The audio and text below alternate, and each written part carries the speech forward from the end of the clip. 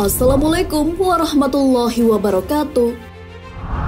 Sahabat beriman, salah satu keistimewaan Nabi Muhammad SAW adalah mampu berbicara singkat namun penuh makna.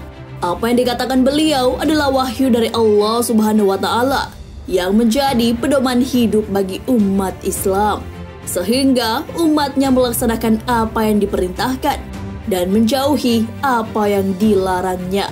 Akan tetapi pada masa Nabi, ada 3 sahabat yang secara terang-terangan menolak saran Nabi Muhammad SAW. Siapa saja sahabat Nabi yang melawan saran beliau? Mengapa mereka melawan apa yang disarankan Nabi Muhammad SAW? Lalu bagaimana reaksi Nabi Muhammad SAW ketika itu? Tonton video ini hingga akhir agar tidak sesat. Tapi sebelum lanjut, jangan lupa klik subscribe, like, dan lonceng notifikasi untuk mendukung channel ini agar terus menyiarkan syiar Islam.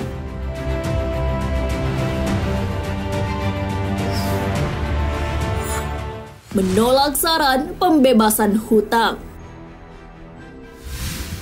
Para pedagang pasar pernah menolak saran Nabi Muhammad SAW untuk membebaskan hutang ayah Jabir bin Abdullah. Suatu hari, Jabir bin Abdullah meminta kepada Nabi Muhammad SAW untuk berbicara kepada para pedagang pasar. Melalui perantara Nabi Muhammad SAW, Jabir meminta agar para pedagang mau membebaskan hutang-hutang ayahnya. Nabi pun bersedia memenuhi permintaan Jabir. Sayangnya, para pedagang tidak sepakat dengan apa yang disarankan Nabi SAW. Para pedagang tersebut berpendapat, ayah Jabir harus tetap membayar hutang-hutangnya. Para pedagang tersebut merasa penolakan saran Nabi Muhammad SAW sah-sah saja. Alasannya, saat itu beliau hanya memberikan saran. Kecuali saran Nabi berasal dari wahyu Allah Subhanahu wa Ta'ala, maka para pedagang pun tidak akan melawan. Setelah mengetahui penolakan dari para pedagang pasar, Nabi Muhammad SAW pun tak lantas memvonis mereka penista. Hal ini menunjukkan bahwa ada saran Nabi yang boleh ditolak, selama hal tersebut bukan wahyu dari Allah Subhanahu wa Ta'ala.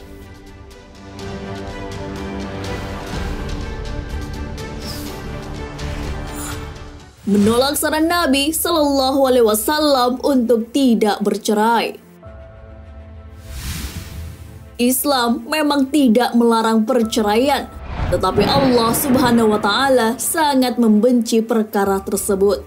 Maka dari itu, Nabi Muhammad SAW akan senantiasa menasehati pasangan suami istri untuk keharmonisan rumah tangga. Terlebih lagi bagi pasangan suami istri yang tengah dirundung masalah. Tujuannya agar selamat dari perceraian. Namun hal demikian tidak berlaku bagi Buraidah. Ia menolak saran Nabi Muhammad SAW agar tidak bercerai dengan suaminya. Buraidah menolak saran dari Nabi dan tetap ingin bercerai dengan suaminya. Nabi pun tidak memaksakan kehendak Buraidah. Sebab salah satu syarat sah perceraian adalah adanya keputusan dari dua belah pihak. Di dalam Al-Quran juga dijelaskan, perceraian adalah pilihan terakhir bagi pasangan suami istri. Dan jika mereka berketetapan hati hendak menceraikan, maka sungguh Allah Maha mendengar, Maha mengetahui. Quran Surah Al-Baqarah ayat 227.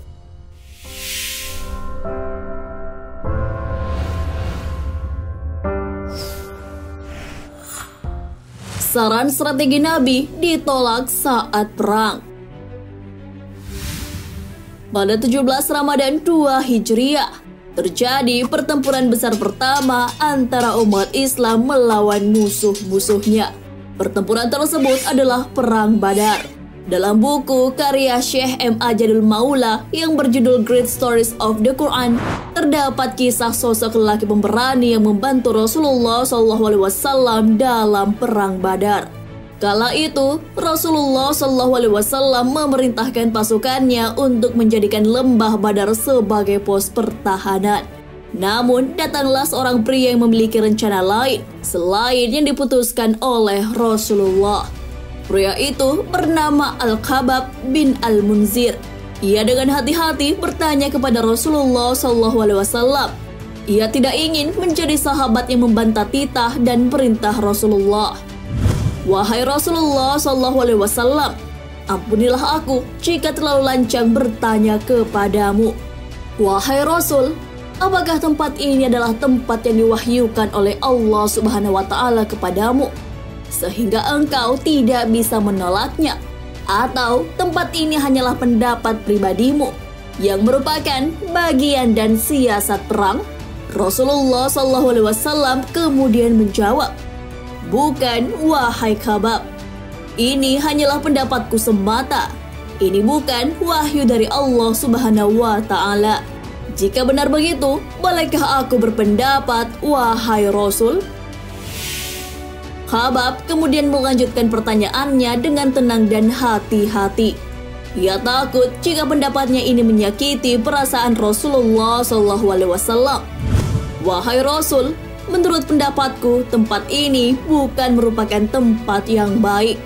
Kita seharusnya berada di tempat yang lebih dekat dengan sumber air. Mari kita bawa pasukan menuju sumber air. Setelah sumber air kita kuasai, kita tutup sumber air itu. Setelah itu, kita harus membuat kolam yang kita isi dengan air dari sumber itu. Posisi ini akan sangat menguntungkan pasukan kita, karena persediaan air kita bisa terjamin, sedangkan mereka tidak. Sehingga mereka akan kehausan karena kehabisan persediaan air. Usulan Khabab ini sangat diapresiasi oleh Rasulullah. Tanpa pikir panjang, Rasulullah SAW kemudian memerintahkan pasukannya sesuai dengan arahan dan pendapat Khabab. Dan akhirnya, taktik Khabab pun berhasil. Pasukan Muslim mendapatkan persediaan air yang cukup selama berperang. Sedangkan kafir Quraisy kehausan dan kelaparan karena sumber air itu telah ditutup. Nah, sahabat beriman, dari kisah tersebut terdapat pelajaran bahwa tidak semua yang dikatakan Rasulullah SAW bisa diikuti. Perkara duniawi yang bukan termasuk agama sejatinya manusia lebih mengetahui. Imam An-Nawawi dalam syarah Sahih Muslim menjelaskan, yang dimaksud perkara duniawi adalah kebaikan dari hal-hal yang berkaitan dengan agama dan wahyu. Rasulullah SAW bersabda, kalian lebih mengerti urusan duniawi kalian. Wallahu a'lam bishawab. Sahabat beriman, jangan lupa berbagi informasi dengan share video ini, karena sebaik-baik manusia adalah yang paling bermanfaat bagi manusia. Wassalamualaikum warahmatullahi wabarakatuh.